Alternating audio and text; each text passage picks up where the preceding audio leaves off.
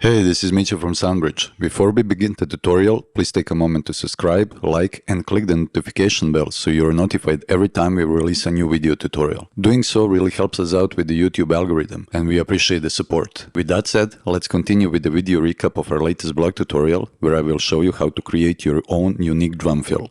A drum fill is a brief phrase injected into drum track's main groove, usually every 8 or 16 bars, mainly to energize the transition between song parts, verse to chorus for example, or subsections within a section. A common practice in electronic music production is to select a favorite drum fill from a sample pack and place it on specific positions in the track arrangement. In the following tutorial, I will show you how to create your own unique drum fill. As you can see from the project, I have 3 different drum fills on 3 different channels, which are placed during the short breaks just before the drop. In order to create something unique, I muted certain parts of each of them while leaving the others on.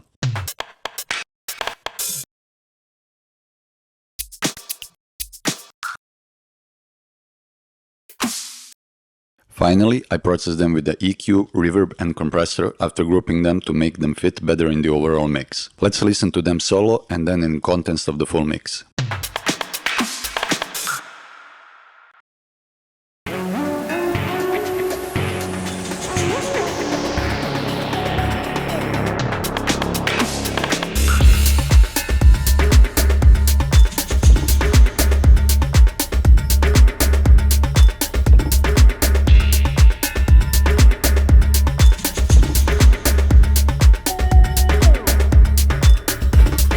I hope you will find this technique interesting, and for a full blog article, please visit our website at soundbridge.io.